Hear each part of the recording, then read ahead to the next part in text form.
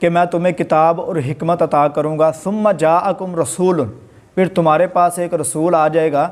تو لتؤمنن بہ ولتنصرن، تم نے اس پر ایمان لے کر آنا ہے، یعنی جماعت صحابہ میں شامل ہو جانا ہے، اور شامل ہو جانے کے بعد ولتنصرن، تم نے اس کی مدد بھی ضرور کرنی ہے۔ یہاں پہ اللہ ناصرہ کا لفظ بھی بول سکتے تھے، لیکن لتنصرن لام تقید کی ڈالی، پھر آگے سکیلا، یعنی لتنصرن اس میں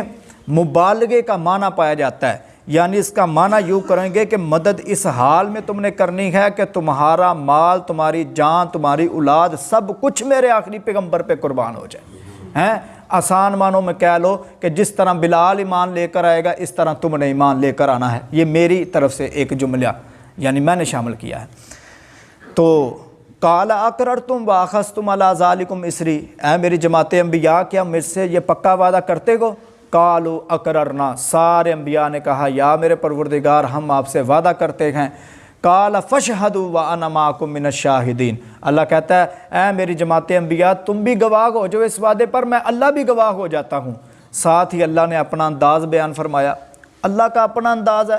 اللہ کسی سے بھی کسی انداز سے بات کر سکتا ہے، میں جرت نہیں کر سکتا اس کا معنی کرتے ہوئے، بس میں عربی بولوں گا تو اہل علم سمجھ جائیں گے۔ ساتھ ہی اللہ آگے فرماتا ہے فمن تولی بعد ذالک فاولئک هم الفاسقون،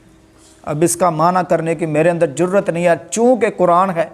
اللہ نے بنا کر نازل کیا کہ ہماری رشد و ہدایت کے لیے تھوڑی سی ہمت کر لیتے گا۔ فرمایا میری جماعت انبیاء اگر تم میں سے کوئی اس وعدے سے پھر گیا، حالانکہ ایسا تصور بھی نہیں ہے اور ہوا بھی نہیں ہے، تمام جماعت انبیاء اپنے وعدے کی پاسداری کر کے گئے ہیں۔ فرمایا اگر کوئی پھر گیا تو فاولئک هم الفاسقون، اگر یہ اللہ تعالیٰ کا انداز اپنے پیارے پیغمبروں کے ساتھ ہے جن کے سروں پہ اللہ نے ختم نبوت کا تاج سجایا تھا، جنہوں نے 950 سال کھپا دیے، جنہوں نے آگ کے اندر اپنے آپ کو پیش کر دیا، کسی نے اپنے بیٹے کے گلے پہ چھری چڑھا دی تو کسی کو سولی پہ چڑھانے کی کوششیں کی جانے لگیں، وہ اتنی محبوب جماعت انبیاء کو اگر میرے اللہ کا یہ حکم ہے تو آج کا چلتا پھرتا قادیانی پھر کیسے کسی بھی ترمیم کا مستحق ہو سکتا ہے؟ جب اس معاملے میں اللہ تعالیٰ نے اپنی جماعت انبیاء کے ساتھ کوئی ڈیل والا معاملہ نہیں کیا، کسی قسم کا کوئی ان کے ساتھ نرم رویہ اختیار نہیں کیا، تو آج کا چلتا پھرتا قادیانی پھر کسی نرم رویے کا کیسے مستحق ہو سکتا ہے؟ فمن تولی بعد ذالک فاولئک هم الفاسقون پہ ذرا غور کر کے تو دیکھیے۔ ایک جگہ پہ اللہ تعالیٰ فرماتے ہیں